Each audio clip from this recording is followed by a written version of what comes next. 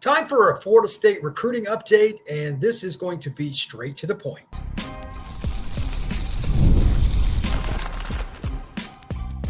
You are Locked On Seminoles, your daily podcast on the Florida State Seminoles.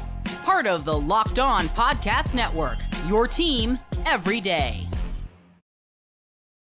Welcome back into Locked On Seminoles. I am your host, Brian Smith, back on the road again, checking out some recruits down in Bradenton for IMG and Future 50 that Under Armour hosts. But before I get into that, a couple of notes we're going to have about the guys that are getting ready to commit. Then I'm going to break down a few of the key recruits that Florida State and, quite honestly, the rest of the free world is after here at Future 50. Today's show is brought to you by LinkedIn Jobs.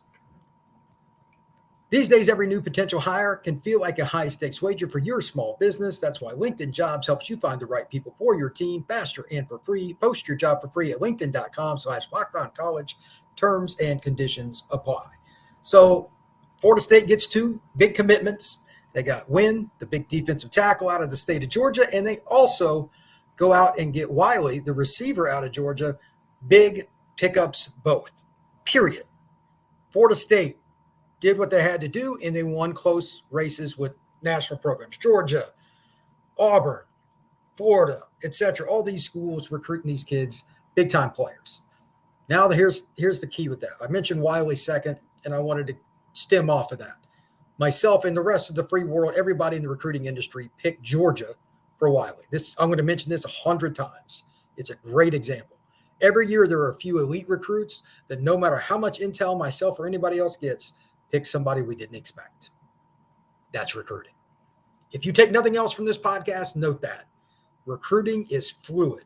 People say so-and-so leads for recruit, and they might, but this stuff is often not just week to week or day to day. It is hour to hour or less on who a leader is, literally. CJ Wiley is a great example. He's the receiver out of Milton, just outside of Atlanta. Great prospect, but he had LSU he could have went to. He had Auburn he could have went to. He had Florida State. He had Georgia. He had everybody. He could have went to Miami, whatever he wanted to do. Everybody pegged him to Georgia, and he visits Florida State. The visit went great, and they had a great relationship, and he goes. So with that, here are a couple guys that have decisions coming up that I think just needs to be noted. And it's a little goofy on one, and I'm not sure, but the other one I am, and that's who I'm starting with. That's Zay Thomas, American Heritage corner / safety. He can play whatever he wants in the secondary. He is really good, and he's really underrated, which is weird just because he's from American Heritage. Those kids usually get as much exposure as any program in the United States, but he's much better than what some people think, and I think he can play corner or safety, and it honestly just does not matter. That's a kid that Florida State's going to get. I believe that's 2 days, so that'll be this weekend. Keep him in mind because he had told me when I spoke with him at OT7 a few weeks ago that Florida State would take one, maybe two corners from what they had told him on the Florida State staff. I find that intriguing. Obviously, Florida State's loaded in the secondary. That's not a question. But you just can never have enough corners. You just can't. Kids transfer, one injury, whatever. And if you stink even for 1/4 of a game at corner because the guy's out or something, you can get blitzkrieged. There's just nowhere to hide, especially if it's your boundary corner where he's got no help. You are toast. So I thought that was interesting that A, they're taking a low number, and B, he was probably going to be the guy.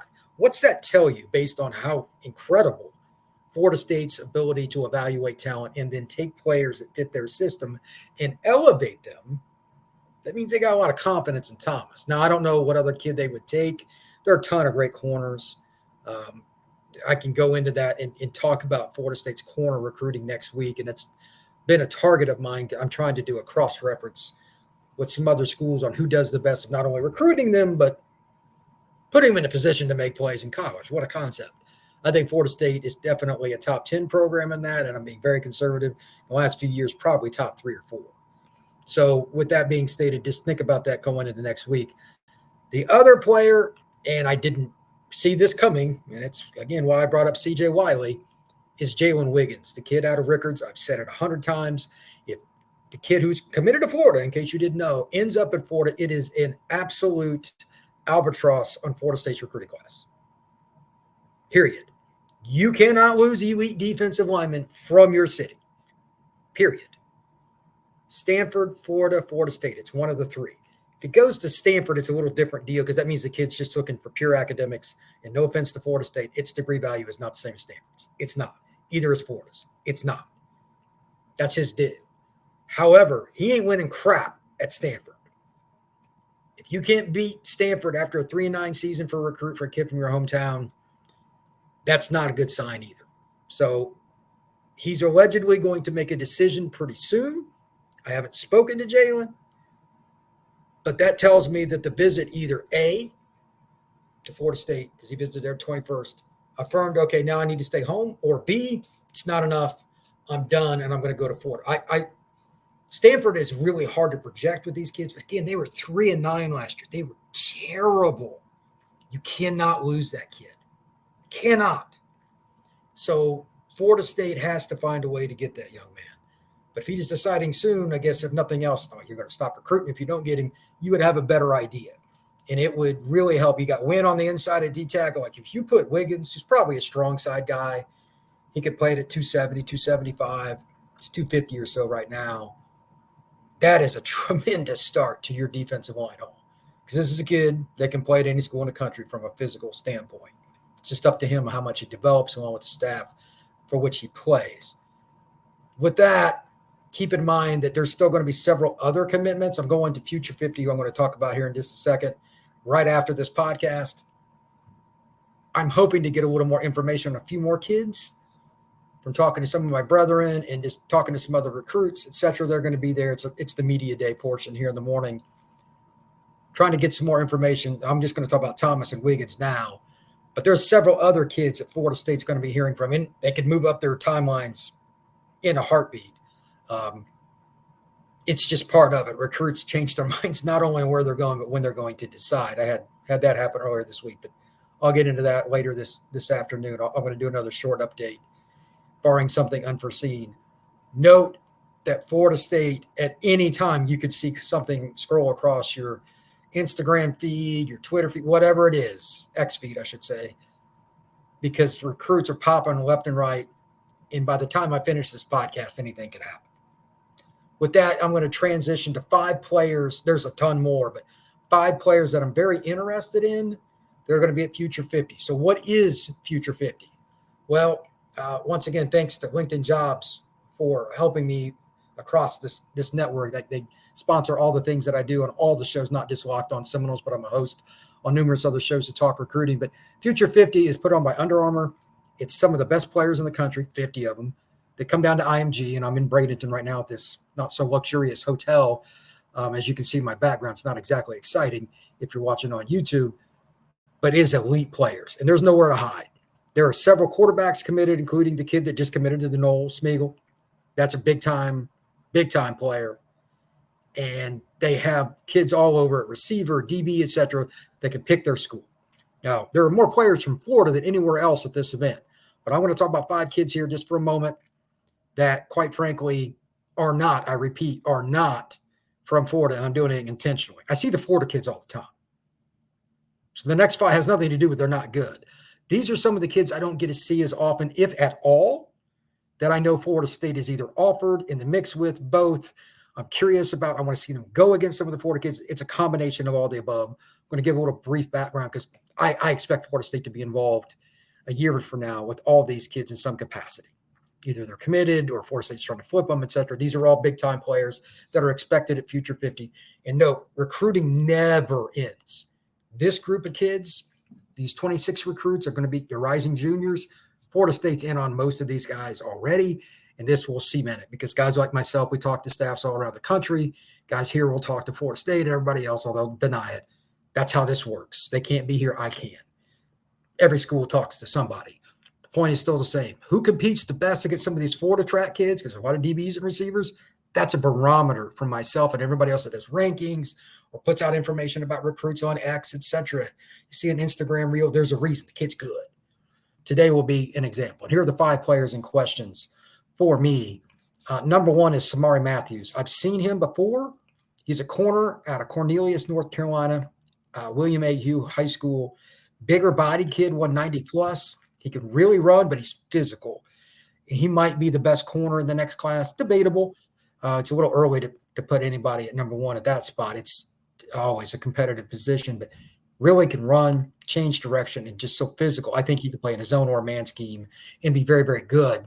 I don't think there's anybody that I would say that I've seen yet that has his physical prowess just to be able to beat somebody up as a corner. He plays more like a safety, but has corner skills. So that always excites me. He will pick whatever school he wants to go to, and it's as simple as that. The other kid from North Carolina that I'm interested in, this is a guy that I don't think has a position, and that's a good thing. Usually it's bad.